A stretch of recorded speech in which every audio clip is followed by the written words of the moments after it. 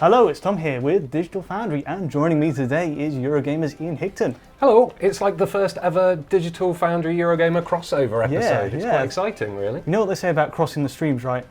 It leads to a total plutonic reversal. Yes. Yeah, is that right? That's how it goes, yeah. Excellent. So we'll see how this works out in the end. Hopefully we won't end existence by opening this Nintendo Switch. Right, so this is what we came here to do. Of course, Johnny and Chris had their first stab at opening this, but got about halfway. There was a weird embargo where they were only allowed to show like the box open and nothing else, like a non-boxing almost. Yeah. We're going to go all the way, right? Yeah, all the way. In an unboxing way. Totally going to go to the system menus. We can do all that and show you all that exciting stuff. Do you want to pop the lid? Do you want the honours? Go on, go for it. Okay, so we got this far before.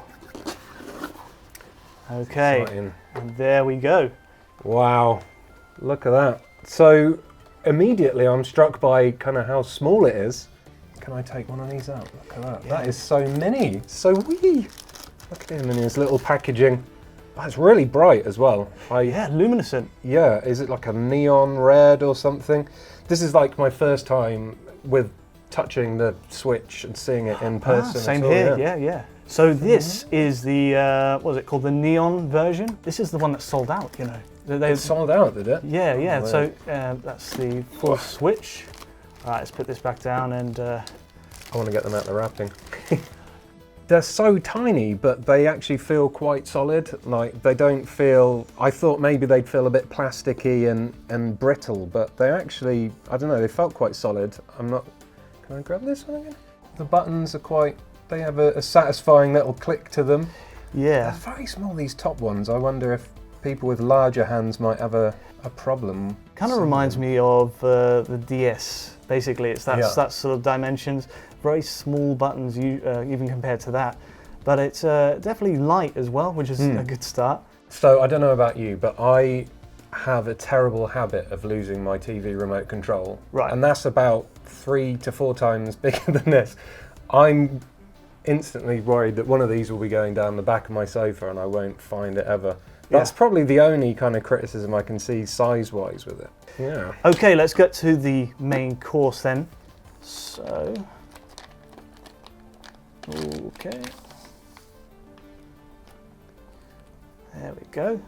So this is it. Do you want to hold that? Yeah, I'll give it a hold. Wow. So this is if I was to take this around in portable mode. It's like it's a bit smaller than like an iPad, isn't it? It's about that kind of dimensions though. So the cool thing about this, it's got a nice matte finish, which if you compare it to the Wii U's gloss. Oh wow. This is our one's obviously been battered because it's been used in the office quite a bit. Keeps the fingerprints, doesn't it? The glossy ones. This one. This is the thing about glossy. It looks good for about the first 5 minutes, and then after that, you know, I guess it was the craze when iPhones first came out. Wanted to jump on that bandwagon, but the cool thing about the Switch is that more adult aesthetic. It looks like it's got a matte finish. If you took it onto a train, it's fairly ambiguous next to all these other tablets out there. I mean, without these connected to it, it's just it looks like a regular tablet, doesn't it? It does, yeah. There's the little game card slot there. Yep. So the little cards are tiny, aren't they? Yeah. Not that we have one to use yet. Yeah, it's a sad thing. What's this here? Is that just where the that's the air vent. So this is a rare thing on handheld consoles, especially from Nintendo and Sony. We've never really had air vents or a need for them because, frankly, they don't dissipate enough heat to. They usually rely on passive cooling, and if it's overheating, they throttle down the CPU and GPU. So, So, in layman's terms, does that mean this is going to get hot? We don't know yet, but if Nintendo have done it right and managed the cooling inside that thing, it'll sound fine. It'll be. Well, they have definitely given it enough vent space there.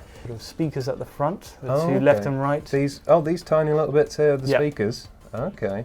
And you've got a headphone jack, right? It's not an iPhone 7. Yeah, there we go. Yes. Headphone jack there. There's the volume up top and the power up top right. Is that it? Yeah. Yeah. Yeah. So very. And that, I guess that's the charge port or the bit the dock. That is USB-C. That's USB-C. All the rage with the iPhones nowadays. And so that's our future. It'll do everything in terms of powering. connecting out to the dock. That's how it interfaces with it, and that's how it gets the video signal to your TV. Right. And yeah, it's just a way of unifying all those things rather than having several ports. Ooh, hold on, what's this? Is this like the stand? Yes, kick out stand. There we go. Oh, look at that. It's got a micro SD port just underneath that stand, actually. That will be for if you want to upgrade the internal memory, because I hear the internal memory is not huge. No, it's was it 32 gigs? But obviously there's a lot of operating system overhead on top of that. So I think it was like 27 gigabytes or thereabouts, which isn't great. It's not a lot because, well, PlayStation 4, I downloaded Call of Duty Infinite Warfare, and that was 60 gigabytes. Now, obviously this has carts, so you won't be doing as many huge digital downloads, but I can't see people not having to upgrade the memory card or buy an extra bit of internal storage. No, I believe there's a couple of games already which are demanding more space than what this one gives. We'll have to look into that. Because that pushes the price up a little bit, really, doesn't it? Yes, yeah. Now, fortunately, the SD card slot does support up to 2 terabytes. Oh, right. Okay. So if you can afford that, actually, we've got a 64 gigabyte speedy one, which we're going to be testing, I think, later in our review, which will be following this in about a couple of days' time. So yes, that's definitely a room where it can be improved. Loading times may speed up compared to the one that's inside it. Right, I'm desperate to switch this in. All right, to do what it's called. I want to know if it makes a click, so I'm going to hold it by my. Oh no, turn it on first. Oh wait, what? Yeah, there's a bit of battery in there. So if you hold it near the. Here we go. Does it make So does it do something different if you switch it in when it is on? I don't think it makes any sound at all. It's got to be on, and then the volume kicks in. Oh, I see. And it's telling me I need to put them in. Here we go. There's Slot one. it in. Is it going to make a click? Oh, satisfying. It did. It made a small click. No, it makes it on the screen as well. Hold on. You slot yours in and have a listen. Wait for it. Bam! It does it out of the thing, just like in the adverts. Excellent. Oh! How exciting. New console. Oh, wow. Do you know what? I was a little bit skeptical about the neon colours. When I pre-ordered mine, which I then cancelled, I went for the grey and black one because I thought it was a bit sleek. Okay. I thought maybe they'd be a bit garish, but I actually really like that now, seeing it in the flesh. Yeah, it gives it a bit of character, I think. I would be tempted to go for this because, 2-player, you know who's who. Yeah, it looks quite sleek. Of course, when you go onto a train with this now, it looks like a games console. Yeah. The ambiguity's lost a bit. All right, so shall we look in the box and see what other goodies we've got? Go on in. All right. So did you want to grab things out? Yes. All right, let's pull them out one by one. First up, coming out of the box is, this looks like the dock. So we'll have a look at these in a bit more detail in a minute. We've got the controller grips, or the Joy-Con grips, which come out like so, and they give you a bit of extra button pressing and, of course, the wires for the safety. We've got in the middle here, the Joy-Con. Is this a grip as well? What's this one called? The Joy-Con. It basically turns it into a stand joypad. The cables for plugging it all in. Okay, so there's a lot here then. Okay, so the dock first. Yeah, so on the right side we've got 2 USB ports. They're standard interface, looks like, not USB-C. Yeah, there's not much to it really. There's a bit of weight to it. I mean, it's about as heavy, I might say. Yeah, there's similar weights actually. Right. But as I understand it, there's not much inside this thing. It's mostly plastic. And if we were to take away this plastic here, 1 slot for the AC adapter, there's USB 3 and a HDMI out. Right. So when it's in portable mode, you'll have the console sort of running with lower clocks. The CPU will stay the same, but the GPU gets downclocked so the battery doesn't wear out. But when you plug it into this and you have the AC plugged in, it can return to normal speeds and in theory give you faster frame rates or... Cool. So there's no magical components in there that will make it faster? It's nothing in the dock, it's just taking some pressure off the processing? Yes, it's just... I mean, in theory, that the tablet itself can just run at full speed, but you'd deplete the battery so quickly. That's the idea anyway. It's just it wouldn't be much good to anyone to have it run that speed, and it'd pick up heat as well. So yes, I suppose. Shall I try slotting it in? Let's see what happens. There you go. Not a satisfying click. No click there, but as you put it in, didn't feel like it was going to scratch the screen, but it does feel a little bit loose. I mean, this screen here. This is the same kind of screen as an iPhone screen, isn't it? It's like what was I can't remember the different names of the screen. So this would be resistive. That's it. That's capacitive. That's it. Yeah. So what I'm worried about the most with it being a capacitive one is dropping it and smashing it. Oh yeah. Because I've seen your iPhone. My iPhone is destroyed basically. So what are these? These are like the extra grips. Yeah. So if you were playing something like the boxing game, ARMS. And you don't want to break your TV. Yeah, you don't want these flinging out. You can have these as your little safety wires. Yes. And when you have these off, is there a button to unlock it? Yes, there's a little button around the back here. So whenever you plug those into anything, there's a little button on the back. Yeah. If I put that in there, so it's quite solidly in at the moment. Yeah. But then you hold down this button here, and then it just allows you to unlock it like that. These are really firm metal brackets, so they should stand up. Yeah, so quite a lot of sliding in and out. Yeah, big metal bracket here as well. We've got a few sort of comparisons with the last few Nintendo consoles and then some. So we've got the original Game Boy. I think that might be a good place to start. The original Game Boy, because that's the original portable Nintendo. For a start, I can see we're going to have no problems with yellowing, which the original Nintendo Game Boy did have. Also, a good bonus is the screen size looks a lot bigger on the Switch. I think if we do it that side, pixel ratio, I think the Switch is going to win. It might win out. Also. I think if we did a face-off, we could maybe manage to find. How about the colours? Because the Nintendo Game Boy did. 2 colours, I think. Yeah. Do you think the Switch can do better than 2 colours? Yeah, this screen, it's come a long way, hasn't it? This is IPS 720p.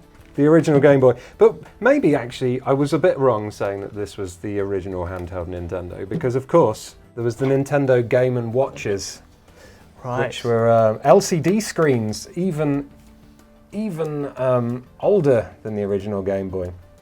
And again, the Switch is a lot bigger, but if we have a quick look at the Joy-Con there, 2 Joy-Con equals 1 Game & Watch. If you've got any Game & Watches lying around and you're interested to know how big the 2 Joy-Con are together, it's about as big as Mario's Cement Factory. All right, and you've brought a whole bunch of other stuff. I have. I guess the NES Mini, I guess is an interesting one. Nintendo's last release console, in fact, if you can find it. Yes, so... It's about the same width, isn't it? Yes, exactly. Almost the exact same width as... Yeah, it is exactly the same width. Yeah, and I've got one of the NES Mini controllers just because it's the same as the classic NES controllers. And again, it dwarfs the Switch's controllers.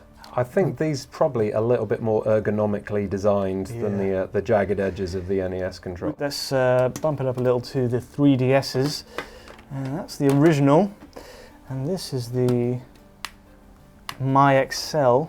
Oh, look at that. I've got this one. Let's put this away. The aqua blue. It's right between the size of the new 3DS and the Wii U pad in terms of... In fact, if we close it up, it's actually thinner than the... oh wow, it is as well, isn't it? New 3DS. Huh. Yeah, so it's a real marvel of engineering. And I will say, holding it just like this, it is not heavy at all. This is very reasonable. Yeah, I'm going to just quickly try something.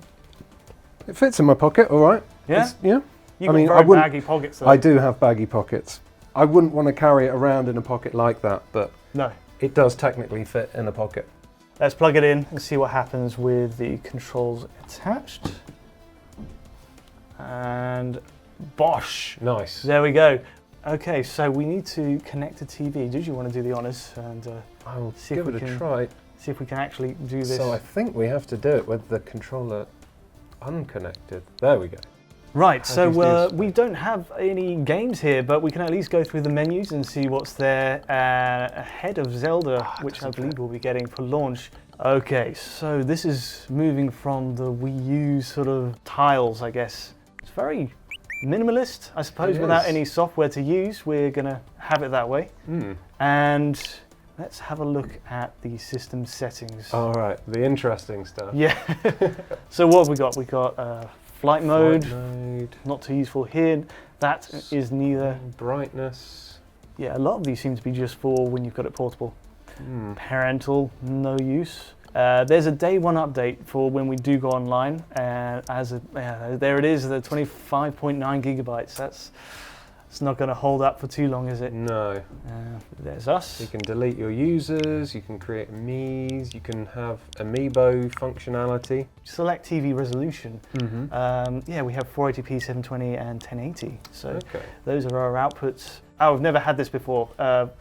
This is handy if you've got older sets which don't adjust to different color space ranges. Generally, Wii U and Wii have been limited range. Right. But for people who like to capture like us and see things on PCs, full range is the one to use. And of course, most TVs support full range as well. So that's handy to have, and I'm glad it's there. Good tips, Yeah. No, I mean, it's pretty exciting that we've got a brand new console coming out very soon. I still, having a hands-on with it, I still haven't really regretted cancelling my pre-order just yet. No. I don't know, it's very fresh and exciting, and a lot more different to, you know, the standard consoles. Right, so I've got one more test. Right. So we've got a USB-C power bank, and I was wondering, because the battery inside this is non-removable, well, without a little bit of opening up and a bit of hassle, I suppose, this might be the best way to work around that and get some more juice into it on the go. So let's see what we can get. So is this power bank just like a standard one that someone would use to charge their phones? That's it, yeah. It's just a regular power bank. It's a USB, it's a GMYLE brand, but this will pack 10,000 milliamp hours.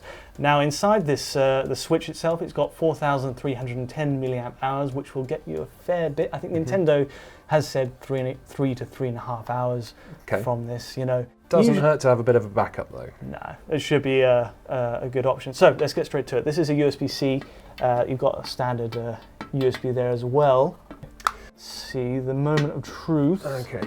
And if we plug it in, what we're looking for is the little symbol to the top right to suddenly say, bam, there we go. There we go, nice. You got the little lightning bolt, it's gone green, and you're charging on the go. Yeah, I think that's exactly, well, it's a relief, isn't it? Yeah, it is a relief because, you know, if you're out and about and you want a little bit of an extra safety net on your charging, keep that in your rucksack, back pocket or something just in case, and you'll never get into trouble when you're running around Hyrule. So that'll wrap it up.